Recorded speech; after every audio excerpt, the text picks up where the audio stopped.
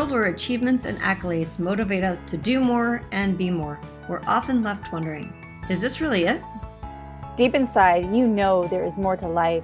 You're ready to leave behind the old, push your way through, and claim the deeper life that's calling you. That's where we excel. We're your hosts, Stephanie Allen and Maren Oslak. And this is the Soulful Leader Podcast. Sit back and relax as we share the shortcuts we've uncovered to help you make shift happen.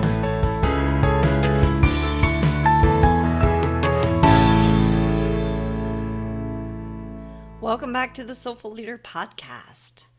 This week, Stephanie and I were talking a lot about boundaries, and we thought that that would be a great thing to start with. I know for myself, when I set boundaries, I guess one of the things I want to say about it is, what direction do we set boundaries from? What's the energy? What's the intention behind the boundary? It's such a good question because we can often think of boundaries as walls, right? Like keeping people out. Instead, boundaries are really a space for you to practice loving yourself. It's a different perspective. So where we're setting a boundary from, are you setting it to like isolate or push people away? Or are you setting it to create a space about loving yourself and honoring your values, what's important to you? Do you have an example of something from your own life or from somebody that you know that could help explain that? Such a good question. I do have a few examples. One of the examples I have is because and the reason I said that about setting boundaries is a way of loving yourself, because I had always seen, boundaries as a way of like, I'm right, you're wrong. This is enough. Like, it's almost like a setting something and saying like, no more, you can't do this anymore. I've set the boundary. But I guess the example would be is like, well, one is within relationships. Like that's probably the biggest place where I find boundaries the most challenging. And often it's because I haven't set a standard within myself. And so I guess you can't really talk about boundaries without talking about standards. And when I look at what is the standard that I want and what is a standard? Standard is something that you stand on. So every year at the beginning of the year, I often will do like a visual collage about where I want to put my time, my energy, what's important to me. And I create a collage, and I then now have to look at, well, what are my standards that I have to put in place? I have to stand at a different level in order to reach that goal or those achievements or those desires. I have to step up. And in stepping up, I raise the standards of what I want. When you raise the standards, then you have to communicate a boundary. Because the boundaries then all of a sudden then have context. Because without a standard, you don't have context in order to put a boundary in place. A boundary then because then it just ends up being a wall. Like, stop doing this or else, or I'm going to like no longer talk to you. Well, that's not really a boundary. Boundary. If I was in an example for me with my husband, one of the things that because we do a similar thing, and we said that we were going to start to clean stuff out this year.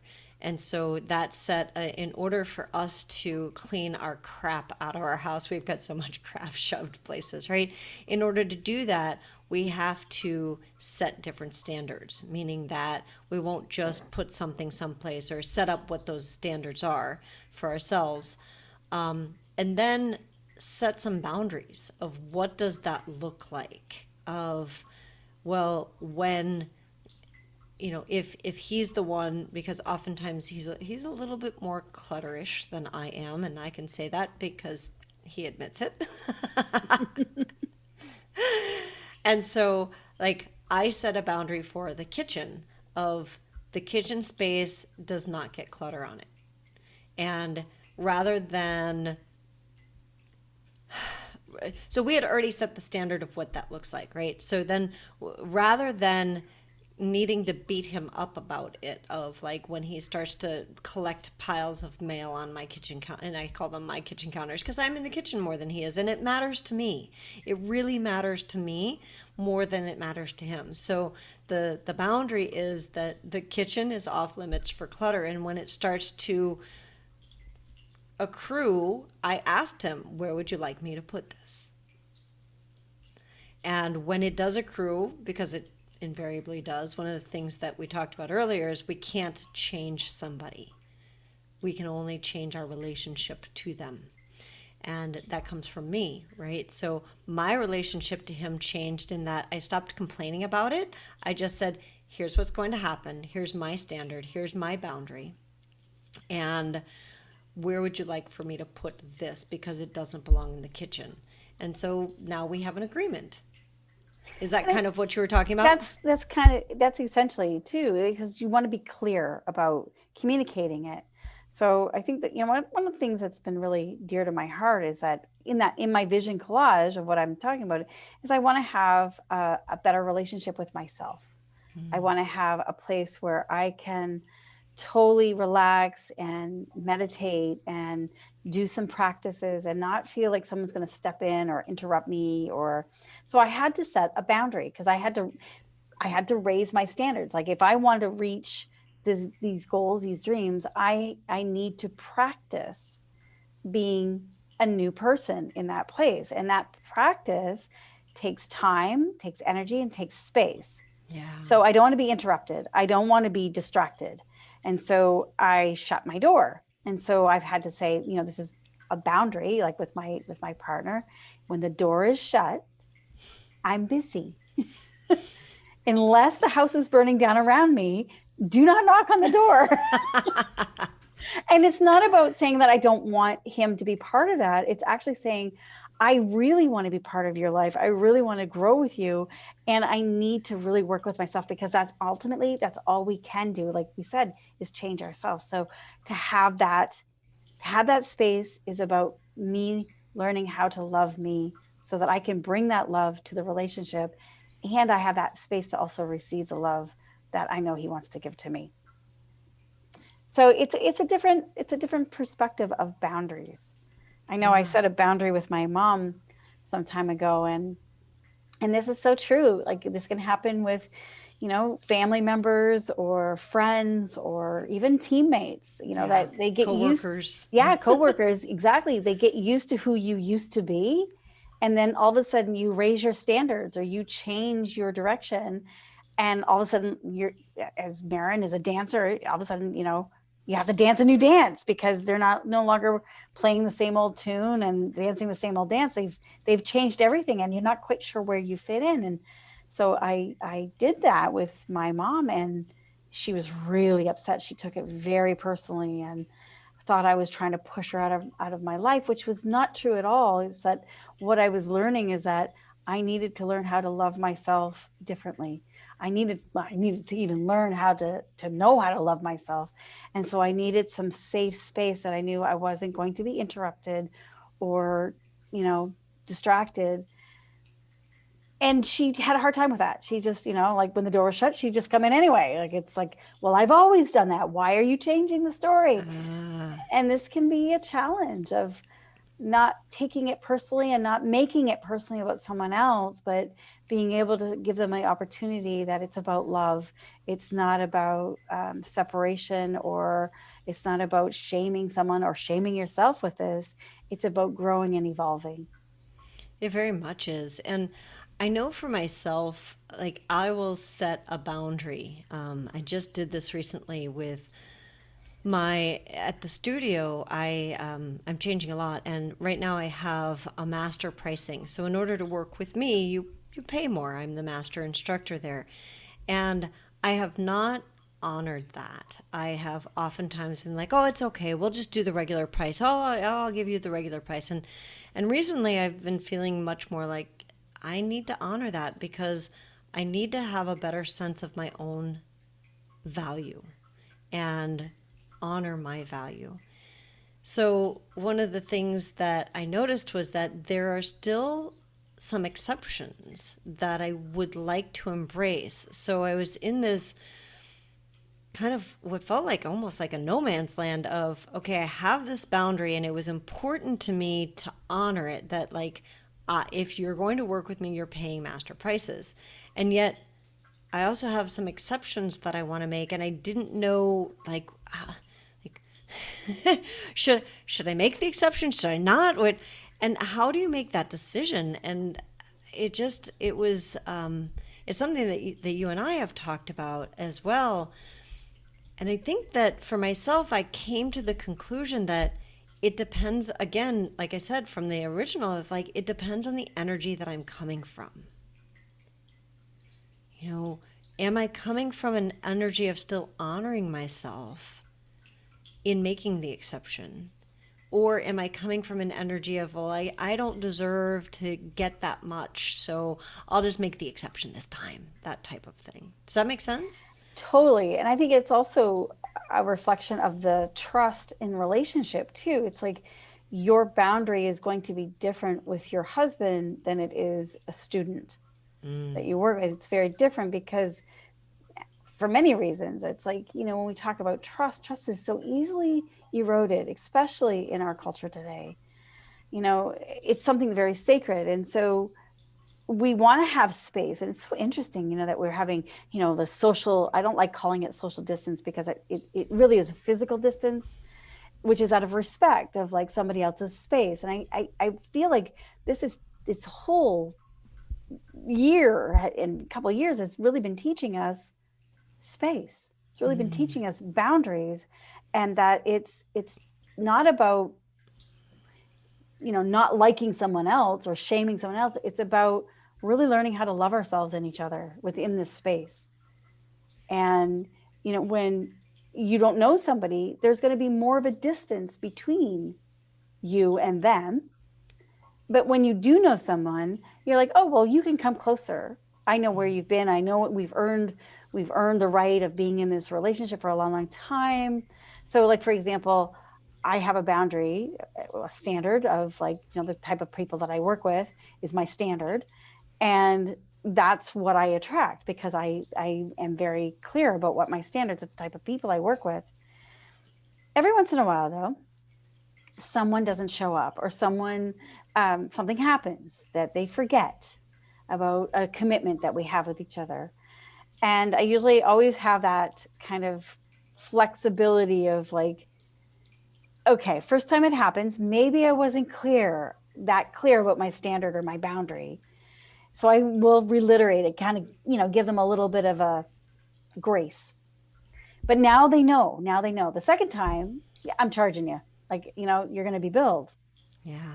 But every once in a while, I might have a client that I have worked with for years. And I mean, not just years, probably decades, who has been absolutely loyal, have been a stellar client, right?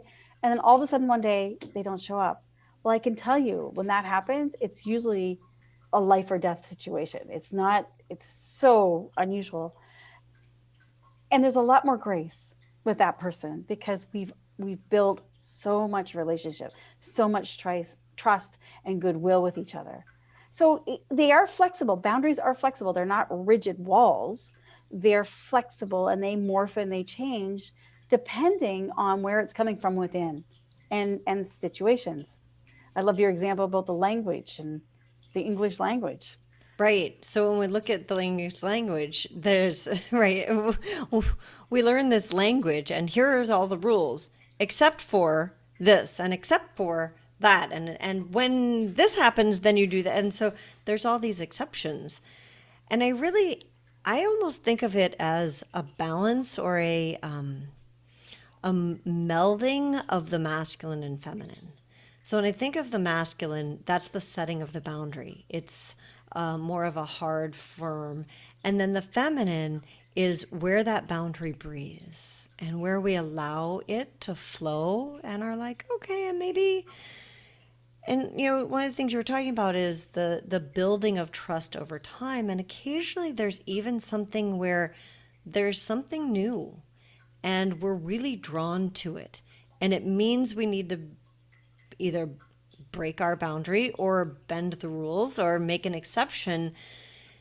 And if we're really in that hard space of I need to hold my boundary, there may be a time and a place for that. And then there can also be the time and a place for, this is really calling me. And it might take a moment of sitting back and deliberating and making some, choices within yourself of, if I make an exception, will it destroy the boundary? That's one thing.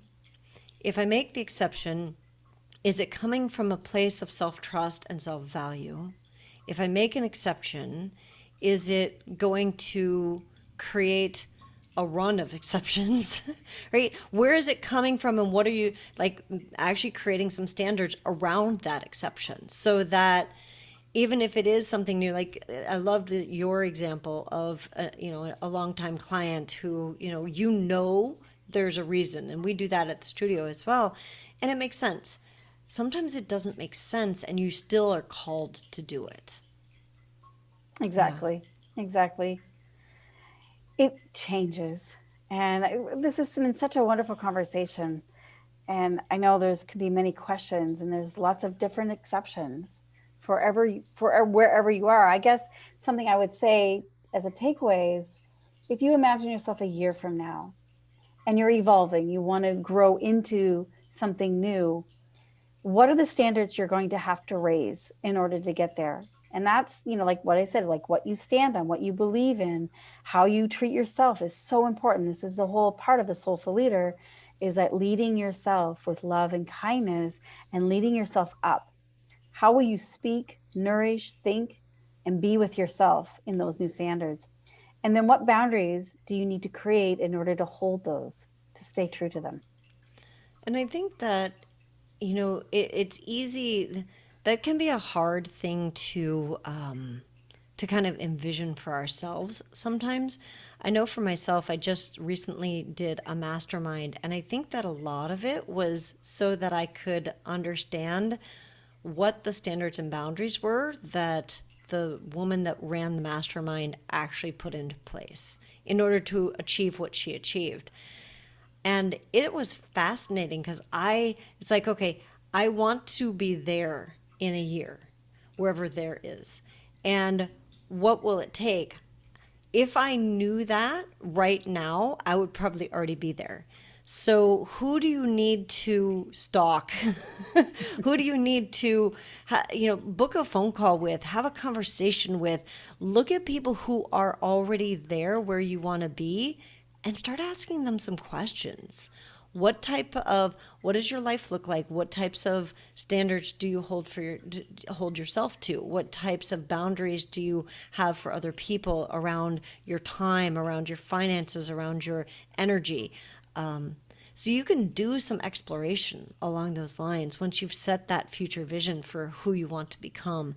Is explore, have fun with it. That's what I did. Sounds like a great plan and a good place to leave you for query and questioning and support for yourself.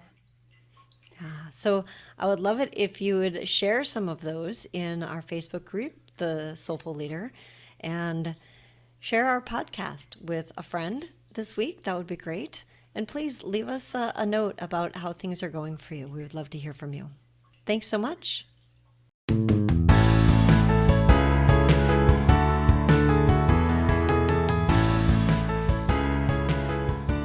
And that wraps up another episode of the Soulful Leader podcast with your hosts, Stephanie Allen and Maren Oslack. Thank you for listening. If you'd like to dive deeper, head over to our website at thesoulfulleaderpodcast.com. Until next time.